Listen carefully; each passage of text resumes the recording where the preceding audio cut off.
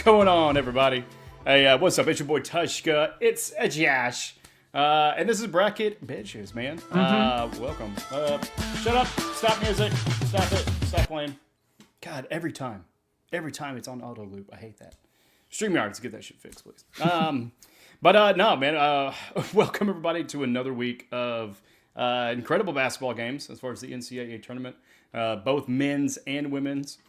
We do have the women's still going right now with USC versus UConn, and to nobody else's surprise, I mean, UConn's just dominating. 39-25. It is at halftime, so we will see what ends up happening there, but it looks like the writing's on the wall, right, Josh? I mean, is that safe to say? Yeah, this was a game we were all circling, but Juju got hurt. It was Paige last, because this last hurrah for Paige, and then she has him more eligibility left. I mean, the way the NCAA worked, they probably could, but Paige she's moving on. Yeah. But we were all wanting Juju versus Paige because that would kind of be the main event, kind of like last year. We got Paige and Caitlin. We got Paige and got Caitlin and Angel Reese. And Haley Van Lith was on that LSU team. So we got the main events there. And this was going to be a main event, but unfortunately Juju got hurt. So this game is going basically the way I figured it was since Juju got hurt. And in the game of basketball, one player can make a huge swing. It can make a difference, especially when you're as good as Juju is. So it sucks, but that's sports, unfortunately. Yeah. What also sucks is we're not live on Twitch just yet, so I had to adjust the title. What's up, Twitch, everybody? Oh, yeah, that's right. I forgot about the asterisk when I typed that out. Any of the special characters, it throws it for a loop. Forgot to put that. Yeah, that's all right. A little bit behind the scenes for everybody watching. Yeah, man. So the men's side, it's kind of what we expected to a degree. But this is only the second time, I believe, in tournament history that we have had all number ones in the Final Four. Since 2000. Russell Westbrook was on UCLA the last time all number one seeds. Yeah. Oh, yeah. Good Lord. Was that 2006 then? 7, somewhere around there. Yeah.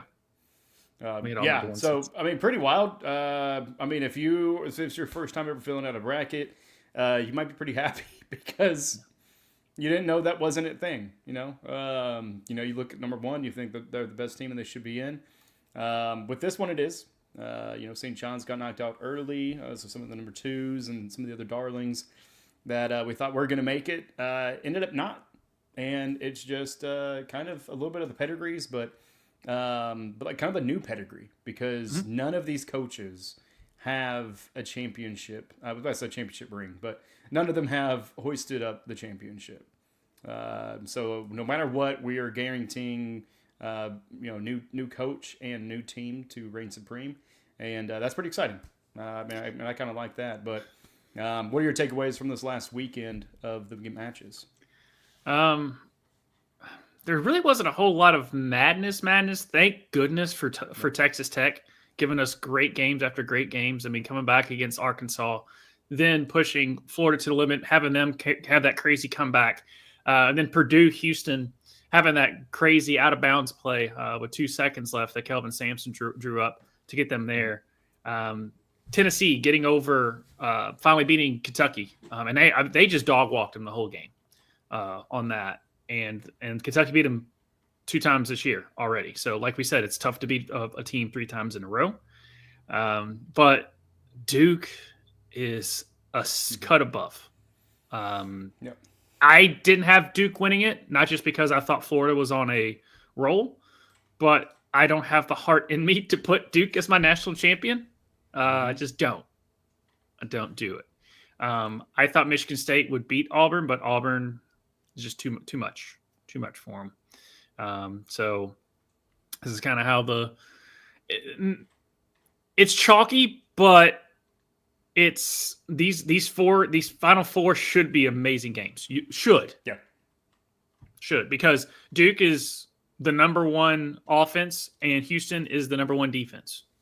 The last time that happened was in the Final Four when then undefeated Kentucky went up against Wisconsin, where Wisconsin was the number one offense, Kentucky was the number one defense. Wisconsin won that one. So defense doesn't always win championships, but Houston will punch you in the mouth. they're a bunch of just dudes. Like there's not like there is good basketball players, but they're not like, oh, they have that guy. It's not like they don't have like a Cooper Flag. You don't have a Janai Broom. They don't have a Walter Clayton Jr. They just got dudes, and they're really good. And Kelvin Sampson knows what the hell he's doing. Mm-hmm. Yeah, Kelvin Sampson, former Oklahoma, as well as Indiana head coach. I mean, I always kind of enjoy his tenacity and passion. That did get him into a little bit of trouble in the past. There was some collusion, maybe tampering that he was suspected of. And he did is legal now. Yeah, put it that way. Exactly right. Yeah. It's just like if you smoked weed back in the day. It's kind of legal now, so it wasn't really that bad of an ordeal. You've got two coaches that were fired from high premier jobs that are in the Final Four right now. Yeah. Bruce Pearl and Kelvin Sampson. Yeah, but with Houston though, I mean they're led by L.J. Cryer, as far as their offensive execution. But yeah, I mean, like you said, they kind of have a little bit of that dog in them as far as kind of the intensity that they play with. Would that be enough to set Duke off? I think really what you got to do is you just got to target them for fouls. Just charge the lanes. Even if it's 50-50 as far as penalties, you got to do anything you can to try to get Cooper Flag or some of the other shooters in a little bit of foul trouble early. So then that way, then maybe they sit them for a decent chunk of the game, and hopefully you can build a lead on that. But other than that, I mean, with the way Duke is shooting with that high percentage, it kind of seems like it's almost done before it starts. But this is March Madness, so I'm going to go out on a limb and say that the number one team wins. Yeah, that's my pick. Yeah, there you go. Something's got to give in that game, either because Duke is just playing such good defense right now too. I mean, you don't just go out there and beat Alabama by 20. And it was watching that game. It was like, oh, Cooper Flag had an off game, but he still had like 17. But Conconupple basically was rolling the game. Proctor was hitting shots when he needed to. I cannot pronounce their center's name to save my life. He was playing the best game. What? I'll say try it. Manak or something. I cannot pronounce his name to save my life. But just watching that game, you could just tell from like the first 5 minutes, I'm like, this game is over. Because they were, I mean, Marcus Sears, Alabama's best player. I mean, I think he had like 7 points in the game. Like it was ridiculous on and you thought, and really and truly, like Cooper, I didn't think played a great game. Then you look up and he had like 17 and 6. And I'm like, okay, like what I don't know. Yeah. I mean, he had 9 rebounds, 3 assists, and only 16 points. 16. Yeah. So that's where Knuppel had 21, Proctor 17, and then I think you tried it right, Malak. I like that. Yeah. Come on, Malak. 14 points there. Yeah, and then they've got just solid role players too to come in. So it's not they're deep, and it feels like once you figured something out, they've got another gear that they have with them. But a lot of people thought Tennessee was going to beat Houston just because they can meet each other, but they're better offensively. And you looked up in that Houston game against Tennessee, and Tennessee scored the least amount of points, which was 15 in the first half, I think, that in any Elite 8 game ever. Or for a 2 seed or something like that. I forget what the record was. Yeah. But it was just bad on how bad Tennessee just got dog walked off the court and how Houston will take your soul. That's the thing. Yeah. I mean, the final score wasn't really a ton. I mean, 19 points. That's still a good chunk, especially in college men's. But I mean, holding them to only 15 points in the first half, that is insane. That is absolutely insane. 34-15 at the end of the half. And then they actually tied point totals in the second. Both teams scoring 35. So, I mean, that just goes to show you that the first half does count. Even if it is ridiculous that they're still doing halves, like a 19-20 team. Let's do quarters, guys. Can we get in the modern era? We'll see. But, I mean, Tennessee, Morgan Wallen gave him a shout-out on Saturday Night Live. Wasn't enough, bud. The Vols fell to the Houston Cougars. And we also had some other losses too. Let's just jump at the top that we got on the board right here. Auburn and Michigan, right? Auburn.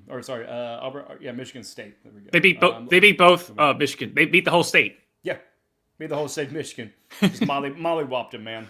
Right. But no, specifically most recent game, the Michigan State game. What were your kind of takeaways on that matchup? Just, I mean, Michigan State decided the perfect time to not be able to hit jack crap. It's just what it was. They just couldn't. Here's a crazy thing. You got to make shots. I don't know if anyone's ever heard that before, but you got to make shots. And Michigan State and St. John's were those two teams coming in that were their offensively were just, it was going to catch. You were like, it's going to catch up to them. But I thought Michigan State had enough offensive firepower where they weren't going to get, where they weren't going to where that wasn't going to come back and bite them, and it did against Auburn. And then they almost had a second there because we thought because Auburn had to scare that Janai Broome, their best player, which him and Cooper Flagg are basically neck and neck right now for the Nation's Player of the Year. I'd probably give it to Cooper, but that's beside the point. Yeah. But he went out, people got scared, but then he came back in and he hit a three that basically sealed the deal for him. So, it's just these were the four best teams in the country. For those who don't think so, there's a thing called KenPom, KenPom. You can look that up. It's been around for like 35 years. It's an analytical, for all you nerds out there, it's an analytical statistic that basically has their own rankings based on offensive productivity, defensive productivity, 3-point, whatever. Yep. These are the top four teams on KenPom. And throughout the history of KenPom, these four teams are in the top 10 of the history since KenPom's been a statistic and analysis. End up breaking down a little bit more. So there's four factors: effective field goal percentage, turnover percentage, offensive rebounding percentage, and then the final one is free throw rate. And it's from Ken Pomeroy. Yeah, Ken Pomeroy. Yeah. So that's where the KenPom comes from. Yeah. It's basically a Moneyball stat for college teams. Yeah, very much so. Well, crap. There we go. So you're talking about Johnny Broome. He got 14 rebounds. It's nuts. 2 assists and 25 points. Right. So definitely helped will Auburn to the win. And that's even with them as a team only shooting 55% of the free throw. Mm-hmm. So they're 11 of 20, which really could have been a nail in the coffin, especially since they only won by 6 points. But you look on the other side, 34% field goal, 30% 3-point. That's just not going to do it when the other team's scoring 40%. And definitely, wheeling their way into that Final Four. And then the other matchups that we had, we talked about Houston, Tennessee already a little bit, but Florida and Texas Tech. Florida's one that's been getting a lot of heat as far as maybe not playing the best lately. They end up winning 84-79 over Texas Tech. What were your immediate takeaways from this game? I was watching the game because I have Florida winning it all. And my Final Four, I almost had the Final Four, but I got Michigan State. I had Michigan State, not Auburn, but I was doing pretty well. But I'm still never going to win any brackets either way that I'm in, so it doesn't really matter. But watching that Maryland Florida game, Maryland kind of had them. UConn had them dead to rights, and Florida figured it out and won. Maryland gave them a run, but Florida was too much. But Texas Tech had them dead to rights. I think they went on like an 18-2 run to finish out the game. Yep. And Walter Clayton Jr. put on a show. And so did Hawk, Hough.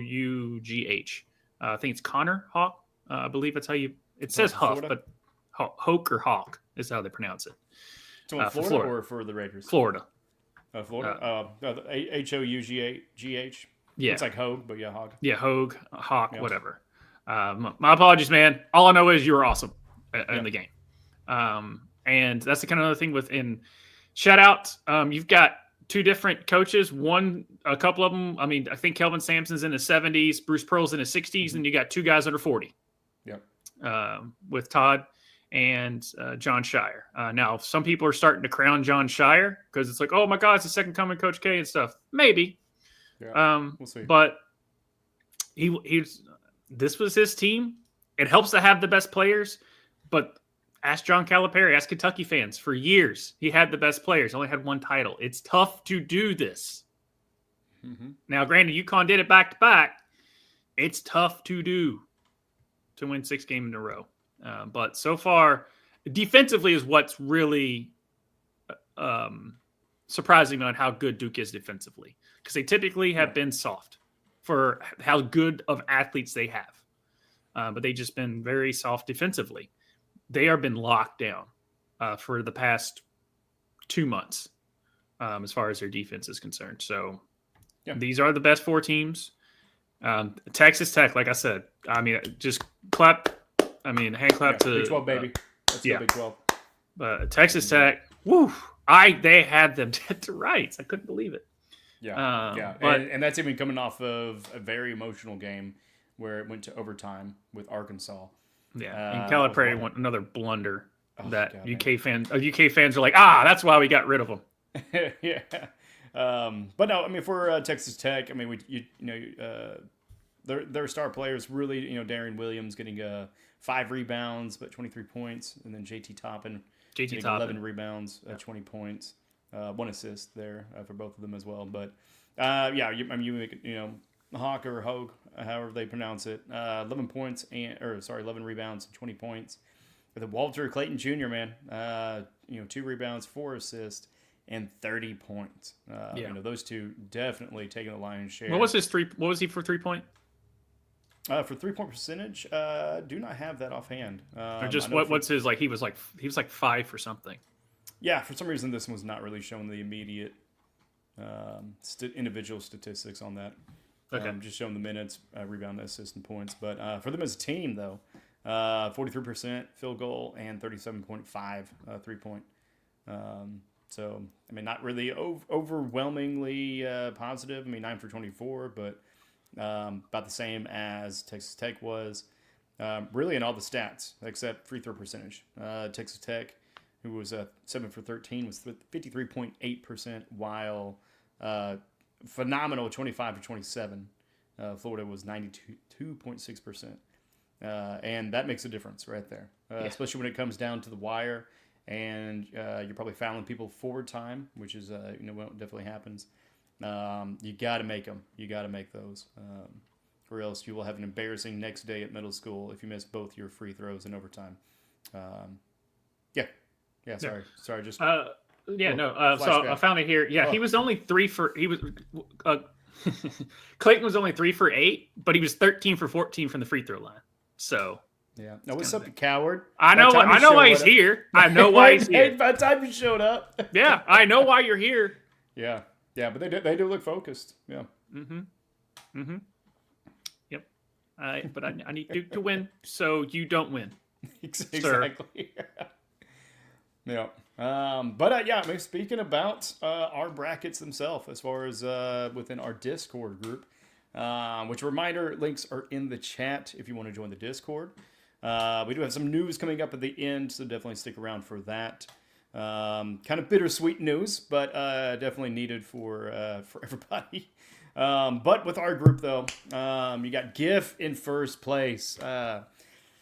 Unfortunately, like I called it last week, he just does this shit, man. He doesn't do well the first couple of rounds, and then he just snakes his way up into the mix. So he did that, having a total of 970 points, with you right behind him at 950 as far as for Josh. Soul, 810, still in the mix, still can happen. She picked Duke, by the way, so those final points may really matter. It's gonna happen, man. Yeah. I know my fate. I know my fate. Yeah. But yeah, Jeremy Miller picking Houston, as well as Gifted, getting a 780. Tar Heel for life. Not that big of a fan because he picked Michigan State. And so he's such a shame. Yeah. Oh, tisk. Him at 780. And then newcomer Ryan Moss, new to the channel and the Discord, picking Auburn. So still very much a chance. I mean, the ones that are still in the mix, as far as, they're in the top, do have dogs in the fight. So that really could kind of seal or decide that victory. Unfortunately for Jason, that's not the case, but for everybody else, you know, I mean, if we have Houston win, Giff is probably going to be the winner in that one, just because of his other picks and his point total. But Florida's still in there, man. I mean, these are all number ones, but I mean, is there like a clear separation between them? I mean, yeah, Duke is locked in and they're playing good, but you know, I mean, is that more hype? I mean, or you know, could that get to their head? I mean, we're all talking about 20-year-olds, right? 19 Some to of them are 23. like 25. Yeah, some are 25.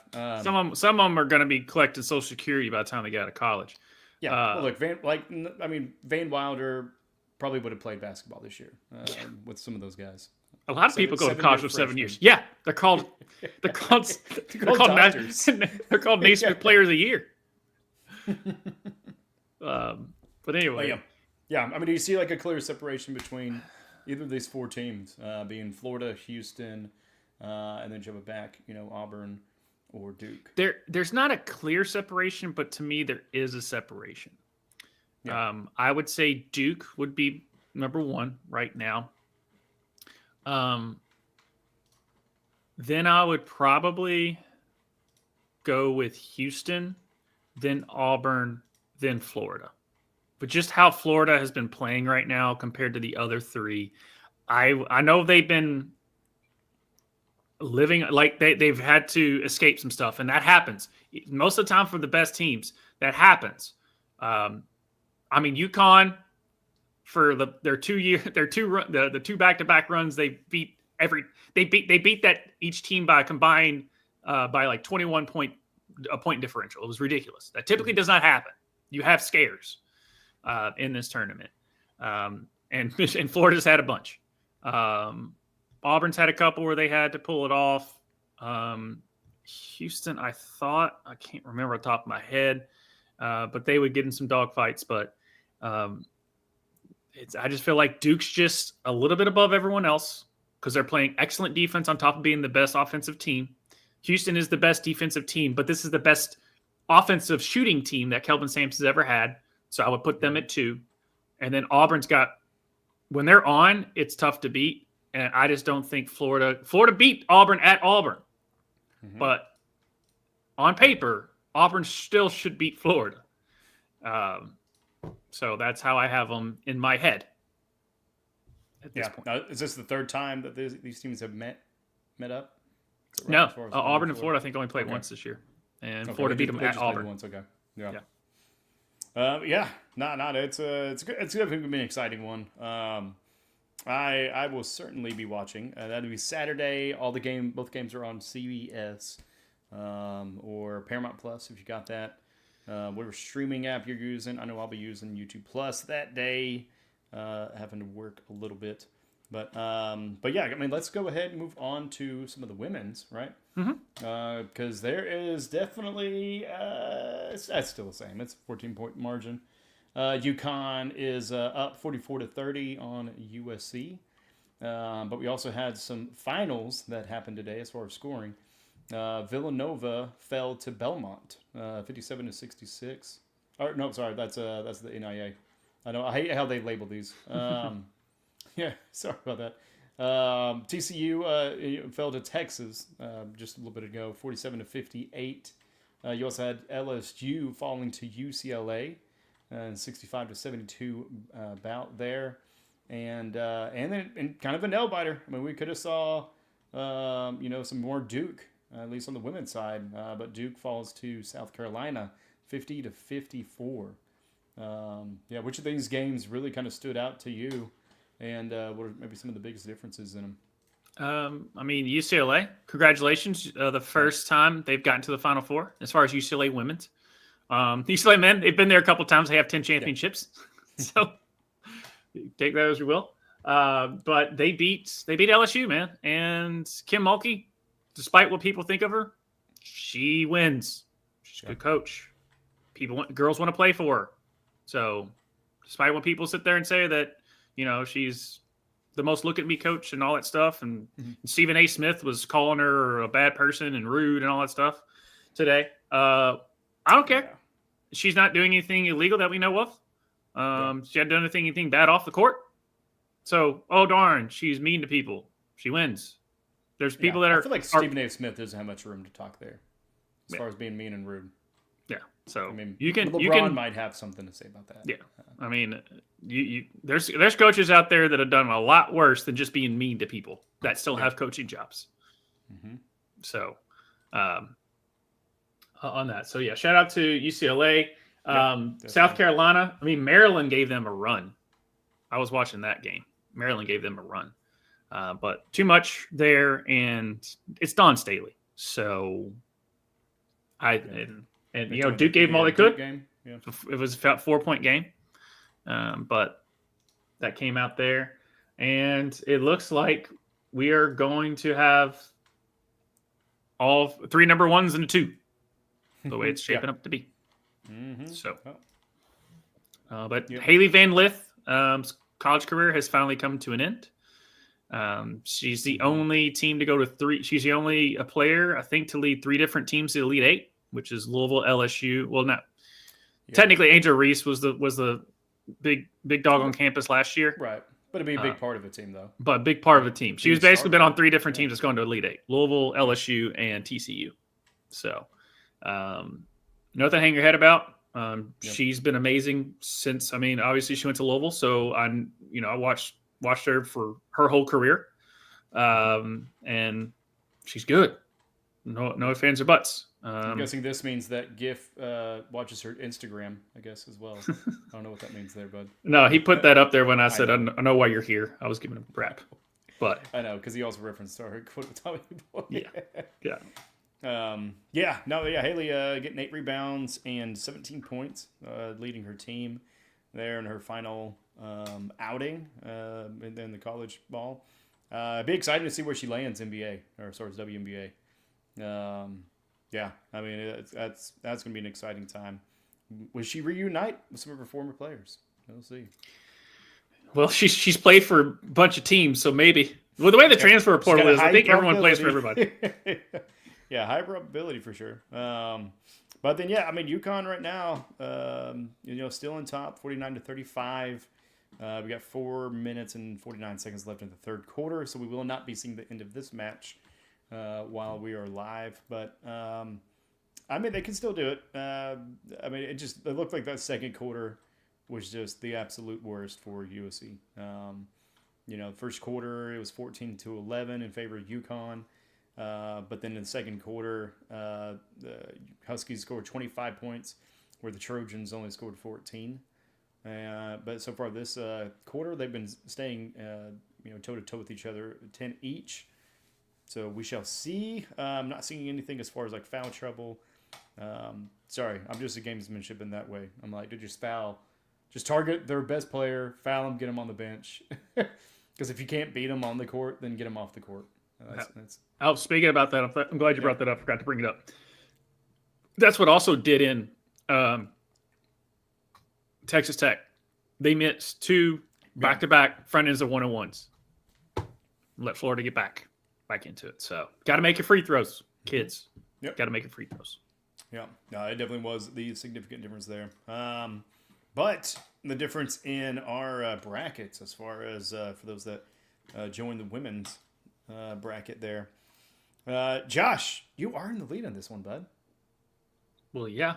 Yeah. I know ball until the end, and then I'll lose. But I will be right there in the mix. All right. Well, you picked UConn, and so did 3 of the other 4 people. Yeah, that's the problem. But you are in the lead with 970 points, picking UConn. Jimmy Miller's in second with 930. Then you got Tar Heel for Life picking USC and having 880 points, and then Seoul with 830, but does have the Huskies. So, I mean, it looks like he lives to play another day as far as for Jason in the women's bracket. But, I mean, with everything else that you guys have had picked, it looks like you might have this locked up. Just because everybody else, picked UConn and you have the point total on them. Well, maybe. But, I mean, I've got 3 of the 4 Final Fours. I missed on Notre Dame. That was it. So. Yeah. But I had 3 of the Final Fours. But most of the time when the women's game, it's like the top 4 seeds are typically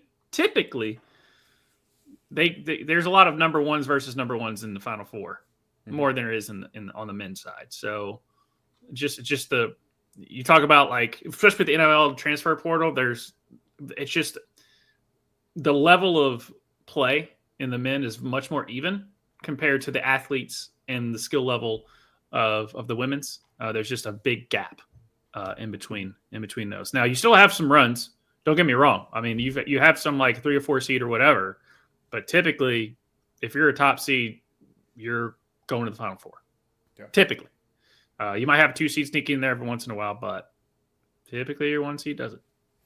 Yeah, and looking at Jeremy Miller's bracket, I mean, he picked the 3 of the 4 correct so far, and he does have UConn as well. Yeah. But I mean, even with that, you still have the edge on him. He's got what does it look like? It shows his championship pick, but not the teams. Did he not? You should see at the top right of like the 2 matchups. You should see like it says the pick of blah blah blah over blah blah blah. That's weird. It doesn't show it in the championship slot. But yeah. So he picked SC over. No, he picked him over TCU. So he picked that one wrong. Yeah, so but he still. I have USC and UConn in the final too. So yeah. So you guys have the same there. But yeah, it's just a little bit of the money ball situation as far as playing the points totals. But yeah, man. I mean, anything else on the men's or the women's? Yeah. So we have got another coaching shakeup. Kevin Willard of Maryland, throughout the whole tournament, was basically the most deflective news conferences you've ever seen in your life. He is now the head coach of Villanova. Maryland is not happy about it, but the thing is that the athletic department and Kevin Willard were at odds because he basically got the AD at the time, ran out of town. He went to SMU because he just wasn't getting enough resources for basketball. Then Villanova's job opens up. There is no football team. Well, there is a football team, but they're like D2. I don't know. They might have been done with it, but I think Villanova still exists as a football team. But they're obviously going to put all their resources into basketball because they're up there as one of those basketball blue blood-ish teams because Jay Wright just built them there. So he takes that job, and people give him crap for it. But I mean, there's no AD right now. There's an interim AD at Maryland.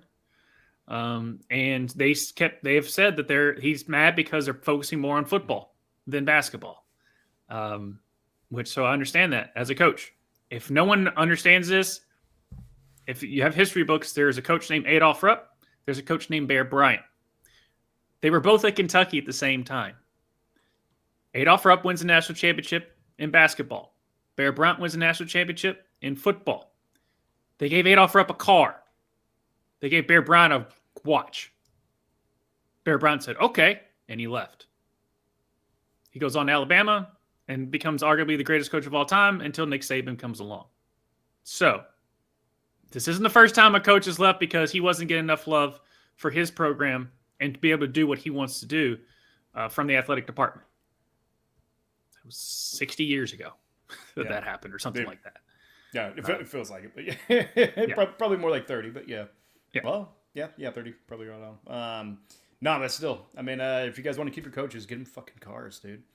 Quit giving these bullshit watches. Come on, get real, y'all. So, basically, to let you know what is. But I mean, do you think Maryland's? It doesn't matter how much money you pump into that football team. Do you think it's gonna be Alabama, Ohio State? Like, no.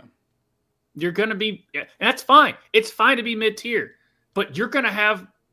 I would think you would have more chances of being because Maryland's won a natty in basketball. Mm-hmm. They've never sniffed a natty in my lifetime of football.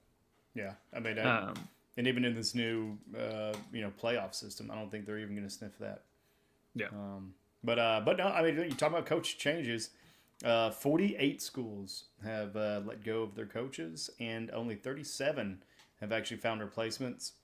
Some of the four big ones that are on that list is Miami, Florida State, Indiana, Utah, and Texas. That's five. I can't count. Maryland now, but yeah, well, yeah, add Maryland to it. Like I said, Villanova getting that one settled, but it does look like Jay Lucas, the Duke assistant coach, is being tapped for the Miami job. he's already taken it.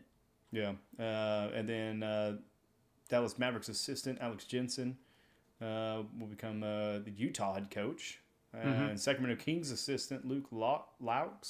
Yeah, it's something like that. Yeah, well, actually, Florida State. Go back to his alma mater, Florida State. And then the final one, Indiana announced that Darian DeVries away from West Virginia after just being there for 1 year. So I'm sure Pat McAfee and his boys are a little bit pissed off about that situation. Yeah, there's a lot of conspiracy theory behind that. Of basically they were in talks with him since halfway through the season or so. Or here's where it really kind of goes if you want to put your tinfoil hat on. They were in the Battle for Atlantis, which is one of those early season tournaments. They both were playing in the Battle for Atlantis. West Virginia and Indiana were both there.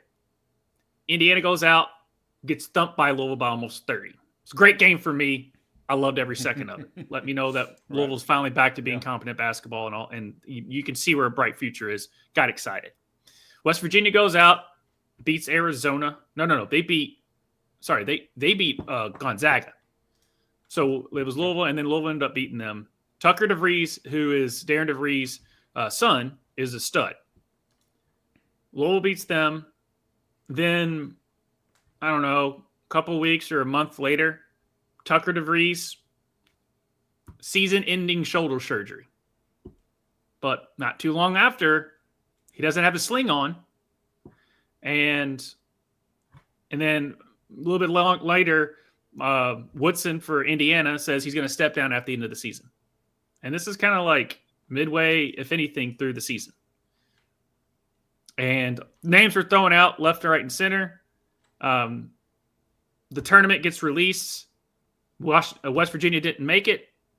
About 48 hours later, he's named the coach of Indiana, and his son's going with him. So, coincidence? Who knows? Yeah. But poor West Virginia couldn't catch a break. So that's the way. That's your little tinfoil hat of. If you don't think if people get on, oh, you tampered with that kid. They were tampering with this coach the whole time. Sounds like. Yeah. So. There you go. Might be some sanctions or something coming down the pike, but or they might just be like, you know what, fuck it. Like, we don't have time to really worry about this because, they've got to get the NIL situation figured out and everything else that is just completely disrupting a lot of kind of the old regime or even just the way things were. But yeah, it'll be interesting to kind of see what happens. Any final thoughts on the Final Four for the men's or the women's, man? Go Florida, make me look right. Yeah, for you, Florida and UConn. Yeah. Right, if anything, I just the thing is like, if Duke wins, then Seoul's probably going to end up winning, and if Houston wins, then Gift's going to end up winning. And it's just how I am. It's just what happens with me. Yeah, I watch ball. Ryan Moss has Auburn, so there's still that shot there for Auburn. All I know is I don't like my chances. Just don't. I said at the beginning, I'll say at the end. I am doomed. I don't know why I watch ball. I love it too much. I love college basketball. It's in my blood, especially when Louisville's good. And I watch as much as you could possibly think of. And at the end of the day, I will still lose to someone who maybe watched an hour tops of basketball. And most of the time, it's during the NCAA tournament that they watch the most basketball. Exactly. Well, but the NCAA tournament is just, it's not a crapshoot. I mean, it is, the best teams get in there. But yeah, when it just comes to that bracket, I mean, it's only happened twice. So rarely is it ever the four number one teams being in there. So this definitely is a year probably for those first time, bracket players to, kind of really win it if they're just going off of the numbers. But maybe they went off favorite color. I don't know. Who knows? But even then, I mean, you got a choice of orange, red, blue, and orange, green, you know, or orange and blue. I guess that's what Florida does. But yeah, no, it'll be good. It's exciting. The games are this Saturday, so definitely check them out. And the championship is on Monday. Yeah. And then we get to sleep after that, right? We sleep in May. Oh, why? Why? What happens? What else happens in April that keeps you up? The transfer portal. Yeah. All that stuff. And then the dead period happens. Come on, that never really just stops. Let's be honest. Sleep in May. We sleep in May, ladies and gentlemen. Yes, GIF. Ball kicks me in the balls. Yep. On that. So I'm glad he's still around. But yeah, no. So so that's it for Bracket Bitches. We appreciate you guys watching. We do have a little bit of housekeeping to do. So we will be taking a couple of weeks break. Josh has been doing this 3-4 days out of the week for over a year now. And so I know for my situation work wise is kind of changing up a little bit, and gigging on the weekend. So we're just kind of coming into this little transition where we all kind of need a little bit of a break, kind of regather. But we will definitely be back in full force. Maybe we don't sleep in May, right? Maybe we wake up and we get back at it in May. But no, it'll be hopefully before then. So for everybody that's been watching everything over the last few months, thank you all so much. Make sure that you join the Discord so you can keep following the Ruckus while we take a little bit of this on-screen break. And anything else that you have for the people back home, Josh? No. Thank you all for still tuning in every week and listening to us crazy people talk about all the things that is sports world and my dumbass takes when it comes to fantasy football and wrestling and all that stuff that we bring you all here. And stick with us. We're not going anywhere. We're just taking a long nap because I need it. Right. Definitely. And hopefully you all get a nap back into your house. We love you guys. We'll see you. Y'all take it easy. That was really loud. Sorry about the tape. Take care. Peace.